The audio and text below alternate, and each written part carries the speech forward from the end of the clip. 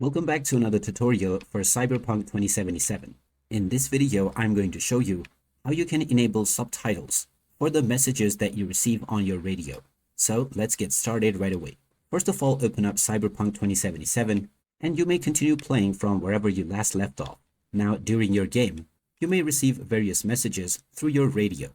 If you wish to enable the subtitles for these messages, then simply pause your game by pressing the select button or the escape button on your keyboard. Then go into settings and then navigate to the accessibility tab. Here you can find various accessibility options. So just scroll down until you reach the subtitle section. Here you can find the radio subtitle toggle. By default, this is turned off. So simply tap on it and it will be enabled.